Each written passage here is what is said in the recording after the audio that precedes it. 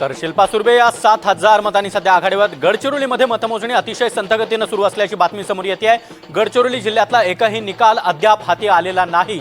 गडचिरोलीमध्ये मतमोजणी अत्यंत संथगतीने सुरू असल्याचं चित्र सध्या पाहायला मिळत आहे। आणि गडचिरोली जिल्ह्यातला एकही निकाल अजूनही हाती आलेला नाहीये। सागर 1 तास लोटलाय, मात्र अजूनही संथ गतीने इथं मतमोजणी सुरू आहे।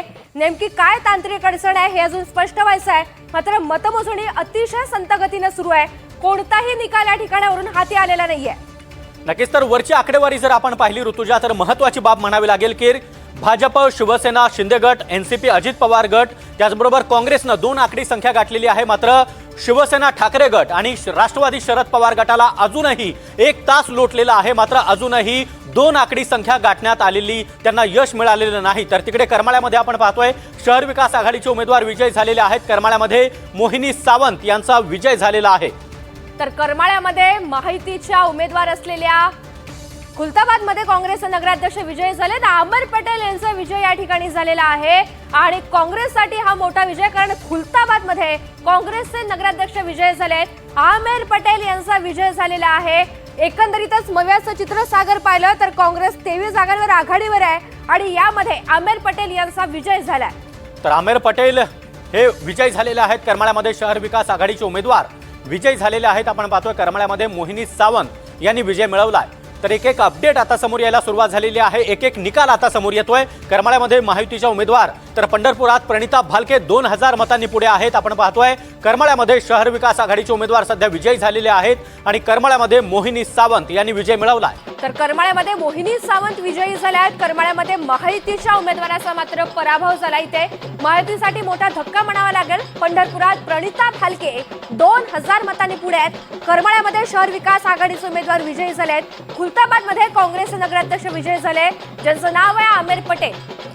नक्कीच तर आमर पटेल यांनी खुलताबादमध्ये नगराध्यक्षपदी विजय मिळवलेला आहे। कळंबमधून शिवसेनेच्या सुनंदा कापसे आघाडीवर आहेत। नगराध्यक्षपदी शिवाजी कापसे यांच्या पत्नी सुनंदा कापसे या आघाडीवर होत्या आणि खुलताबादमध्ये काँग्रेसचे नगराध्यक्षपदाचे आमर पटेल हे विजयी झालेले आहेत। खुलताबादमध्ये काँग्रेसला हा मोठा दिलासा म्हणावा लागेल। तर तिकडे धाराशिवच्या कळंबमध्ये शिवसेनेच्या सुनंदा कापसे या सध्या आघाडीवर आहेत। नगराध्यक्षपदाच्या शिवाजी कापसे यांच्या पत्नी असलेल्या सुनंदा कापसे या सध्या आघाडीवर आहेत। महाडमध्ये गोगावलेंना बालेकिल्ला राखण्यात यश आलेलं आहे। महाडमध्ये शिवसेनेचे सुनील काविस्कर हे विजयी झाले। महाडमध्ये एक महत्त्वाची अपडेट आहे। सुनील तटकरेंना मोठा धक्का, कारण गोगावले विरुद्ध तटकरे असा रायगडमध्ये संघर्ष कायम असताना प्रत्येक निवडणुकीमध्ये हा संघर्ष पाहायला मिळतो। जरी महायुतीमध्ये हे दोघे एकत्र असले तरी सुद्धा, त्यामुळे महाडमध्ये शिवसेनेचे सुनील काविस्कर विजयी झाले आणि महाडमध्येच तटकरेंना हा मोठा धक्का मानला जातोय। महाडमध्ये शिवसेनेचे सुनील काविस्कर हे विजयी झाले।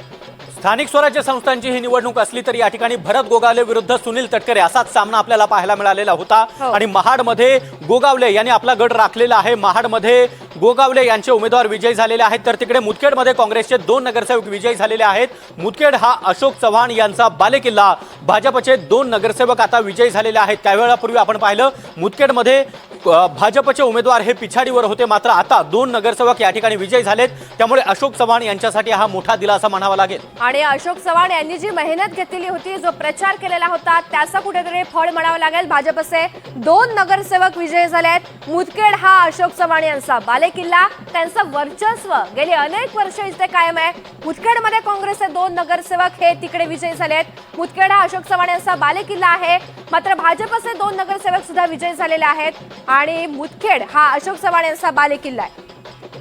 नक्कीच तर ऋतुजा, स्क्रीनच्या डाव्या बाजूला देखील आपण पाहतो आहोत विजयी उमेदवार, ज्या ठिकाणी विजयी उमेदवार अर्थातच नगराध्यक्ष पदाचे हे उमेदवार आहेत। कोण विजयी झाले, कोण पराभूत झाले हे देखील आपण पाहतोय। सासवडमध्ये भाजपच्या आनंदी जगताप या नगराध्यक्षपदी विजयी झालेल्या आहेत। तर पिंपळनेरमध्ये भाजपच्या योगिता चौरे या देखील विजयी झालेल्या आहेत। तर मुरगुडमध्ये शिवसेनेच्या सुहासिनी पाटील या विजयी झालेल्या आहेत आणि भाजपच्या मेढा नगर परिषदेमध्ये रुपाली या देखील विजयी झालेल्या आहेत। तर तिकडे भगूरमध्ये राष्ट्रवादी अजित पवार गटाच्या प्रेरणा बलकवडे यांनी विजय मिळवला। कोल्हापुरात आजरामध्ये अशोक चराठी हे विजयी झालेत। सांगोल्यामध्ये शिवसेनेचे उमेदवार आघाडीवर आहेत। सांगोला हा शहाजी बापू पाटील यांचा बालेकिल्ला म्हणूयात किंवा त्यांचा हा तिथला एरिया परिसर सगळा म्हणूयात, जिथे आता सध्या शिवसेनेने आघाडी घेतली आहे। कोल्हापुरातल्या आजरामध्ये अशोक चराठी यांनी विजय मिळवलाय आणि सांगोल्यामध्ये खास करून शिवसेनेचे उमेदवार सर्व हे आघाडीवर आहेत। तिकडे रत्नागिरी अहिल्यानगरीमधनं सुद्धा महत्वाची अपडेट आहे आणि अहिल्यानगरच्या राहातामधनं महत्वाची अपडेट, जिथे स्वाधीन गाडेकर हे आघाडीवर आहेत. तर नगराध्यक्षपदाचे स्वाधीन गाडे सध्या आघाडीवर आहेत. कोपरगावमध्ये अजित पवारांचे उमेदवार सध्या आघाडीवर आहेत. नगराध्यक्षपदाचे स्वाधीन गाडेकर हे आघाडीवर असल्याचं चित्र आपल्याला पाहायला मिळतंय. अहिल्यानगरमधून ही मोठी अपडेट आपण पाहतोय.